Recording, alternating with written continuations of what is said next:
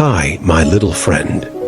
Welcome to tonight's bedtime story. I am your friend, Moon. Today, I bring you Grimm's classic fairy tales called Cinderella. There was once a rich man whose wife lay sick, and when she felt her end drawing near, she called to her only daughter to come near her bed, and said, "Dear child, be pious and good, and God will always take care of you. And I will look down upon you from heaven, and will be with you." And then she closed her eyes and expired. The maiden went every day to her mother's grave and wept, and was always pious and good. When the winter came, the snow covered the grave with a white covering. And when the sun came in the early spring and melted it away, the man took to himself another wife. The new wife brought 2 daughters home with her, and they were beautiful and fair in appearance, but at heart were black and ugly. And then began very evil times for the poor stepdaughter. "Is the stupid creature to sit in the same room with us?" said they. "Those who eat food must earn it." Out upon her for a kitchen maid, they took away her pretty dresses, and put on her an old gray kirtle, and gave her wooden shoes to wear. "Just look now at the proud princess, how she is decked out," cried they laughing, and then they sent her into the kitchen.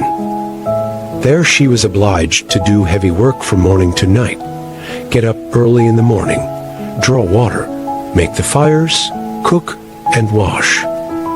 Besides that, the sisters did their utmost to torment her, mocking her, and strewing peas and lentils among the ashes, and setting her to pick them up. In the evenings, when she was quite tired out with her hard day's work, she had no bed to lie on, but was obliged to rest on the hearth among the cinders. And as she always looked dusty and dirty, they named her Cinderella. It happened one day that the father went to the fair, and he asked his 2 stepdaughters what he should bring back for them. "Fine clothes," said one. "Pearls and jewels," said the other. "But what will you have, Cinderella?" said he. "The first twig, father, that strikes against your hat on the way home. That is what I should like you to bring me." So he bought for the 2 stepdaughters fine clothes, pearls, and jewels, and on his way back, as he rode through a green lane, a hazel twig struck against his hat. And he broke it off and carried it home with him. And when he reached home, he gave to the stepdaughters what they had wished for, and to Cinderella he gave the hazel twig. She thanked him, and went to her mother's grave, and planted this twig there, weeping so bitterly that the tares fell upon it and watered it, and it flourished and became a fine tree. Cinderella went to see it 3 times a day, and wept and prayed, and each time a white bird rose up from the tree. And if she uttered any wish, the bird brought her whatever she had wished for. Now it came to pass that the king ordained a festival that should last for 3 days, and to which all the beautiful young women of that country were bidden, so that the king's son might choose a bride from among them.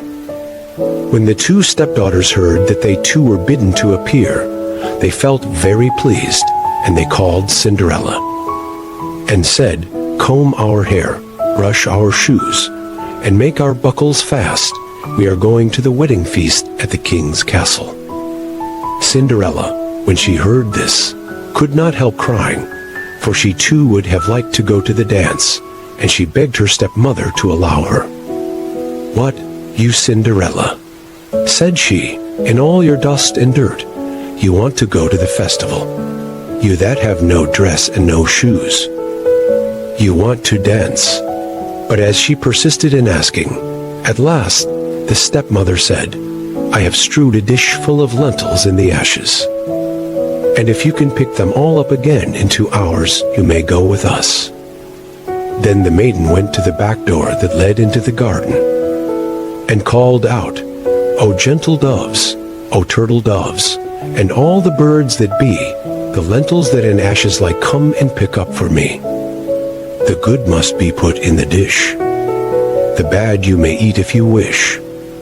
Then there came to the kitchen window 2 white doves, and after them some turtle doves, and at last a crowd of all the birds under heaven, chirping and fluttering, and they alighted among the ashes. And the doves nodded with their heads, and began to pick, peck, pick, peck, and then all the others began to pick, peck, pick, peck, and put all the good grains into the dish. Before an hour was over, all was done, and they flew away. Then the maiden brought the dish to her stepmother, feeling joyful, and thinking that now she should go to the feast. But the stepmother said, "No, Cinderella, you have no proper clothes, and you do not know how to dance, and you would be laughed at." And when Cinderella cried for disappointment, she added, "If you can pick 2 dishes full of lentils out of the ashes, nice and clean, you shall go with us," thinking to herself, "For that is not possible." When she had strewed 2 dishes full of lentils among the ashes, the maiden went through the back door into the garden, and cried, "O gentle doves, O turtle doves, and all the birds that be, the lentils that in ashes lie, come and pick up for me.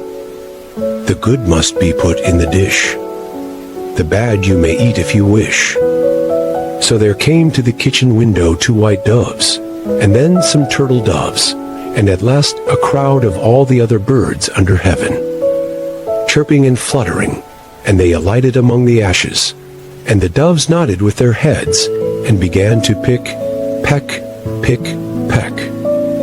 And then all the others began to pick, peck, pick, peck, and put all the good grains into the dish. And before half an hour was over, it was all done, and they flew away. Then the maiden took the dishes to the stepmother, feeling joyful, and thinking that now she should go with them to the feast. But she said, "All this is of no good to you. You cannot come with us, for you have no proper clothes, and cannot dance. You would put us to shame." Then she turned her back on poor Cinderella, and made haste to set out with her to proud daughters. And as there was no one left in the house, Cinderella went to her mother's grave, under the hazel bush, and cried, little tree, shake over me, that silver and gold may come down and cover me." Then the bird threw down a dress of gold and silver, and a pair of slippers embroidered with silk and silver. And in all haste she put on the dress, and went to the festival. But her stepmother and sisters did not know her, and thought she must be a foreign princess. She looked so beautiful in her golden dress. Of Cinderella they never thought at all, and supposed that she was sitting at home, arid picking the lentils out of the ashes. The king's son came to meet her, and took her by the hand, and danced with her. And he refused to stand up with anyone else, so that he might not be obliged to let go her hand. And when anyone came to claim it, he answered, "She is my partner." And when the evening came, she wanted to go home, but the prince said he would go with her to take care of her, for he wanted to see where the beautiful maiden lived. But she escaped him, and jumped up into the pigeon house. Then the prince waited until the father came, and told him the strange maiden had jumped into the pigeon house. The father thought to himself, "It cannot surely be Cinderella," and called for axes and hatchets, and had the pigeon house cut down, but there was no one in it. And when they entered the house, there sat Cinderella in her dirty clothes among the cinders, and a little oil lamp burnt dimly in the chimney. For Cinderella had been very quick, and had jumped out of the pigeon house again, and had run to the hazel bush. And there she had taken off her beautiful dress, and had laid it on the grave. And the bird had carried it away again, and then she had put on her little gray kirtle again, and had sat down in the kitchen among the cinders. The next day, when the festival began anew, and the parents and stepsisters had gone to it, Cinderella went to the hazel bush and cried, Little tree, shake over me, that silver and gold may come down and cover me. Then the bird cast down a still more splendid dress than on the day before. And when she appeared in it among the guests, everyone was astonished at her beauty. The prince had been waiting until she came, and he took her hand and danced with her alone. And when anyone else came to invite her, he said, "She is my partner." And when the evening came, she wanted to go home, and the prince followed her, for he wanted to see to what house she belonged. But she broke away from him and ran into the garden at the back of the house. There stood a fine large tree, bearing splendid pears. She leapt as lightly as a squirrel among the branches, and the prince did not know what had become of her.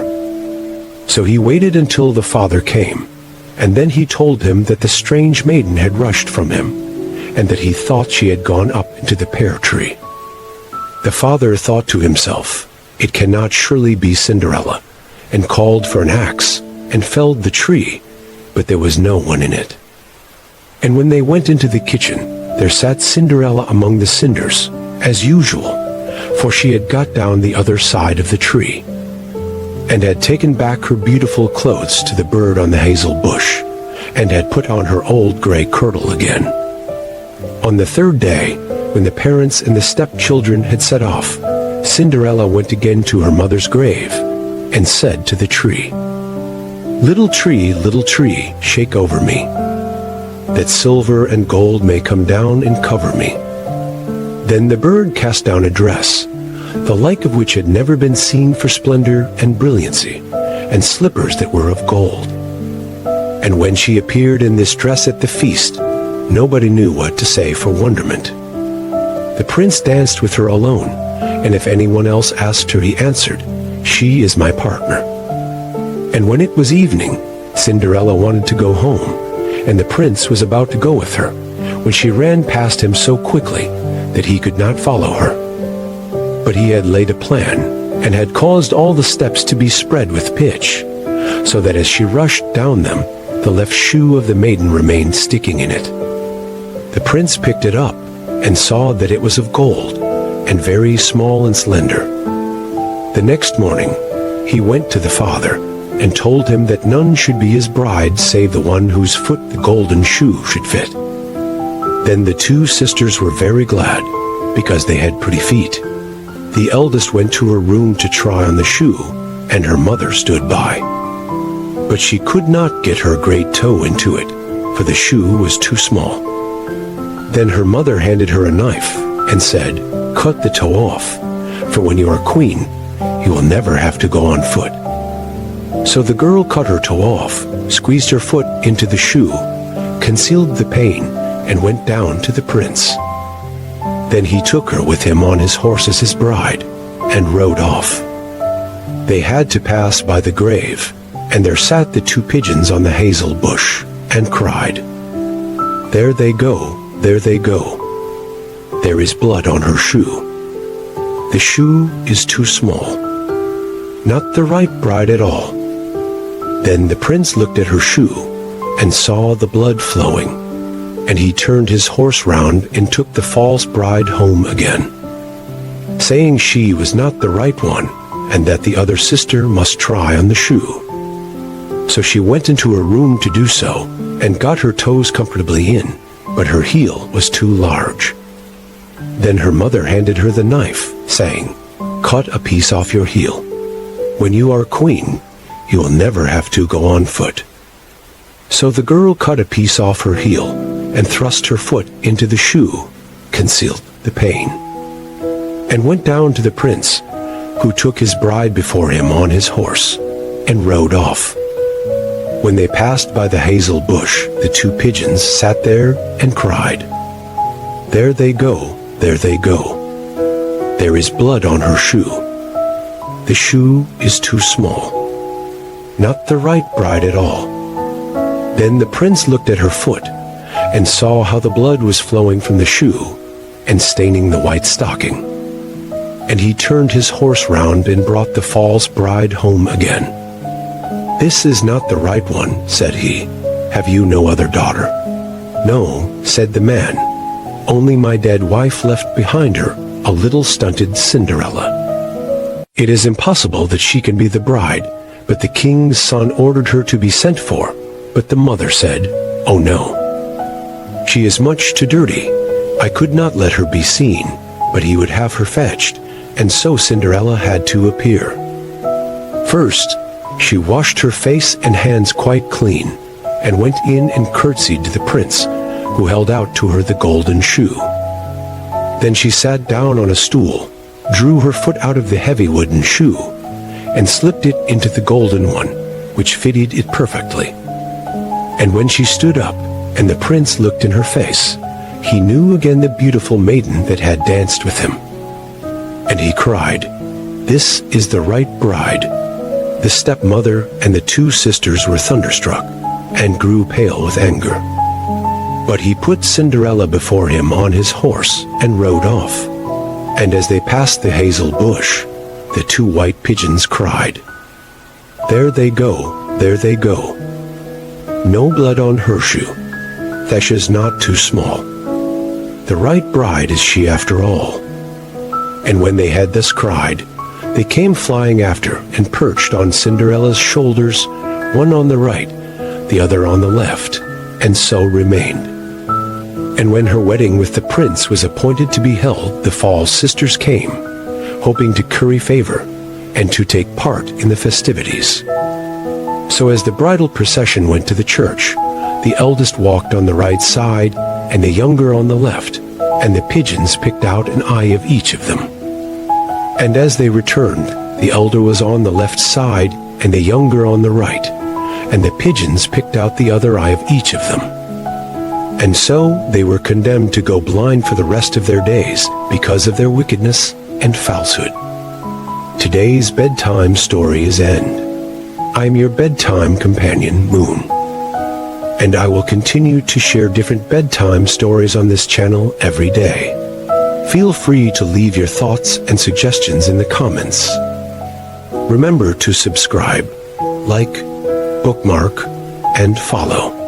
Thank you for listening. Good night, sweet dreams.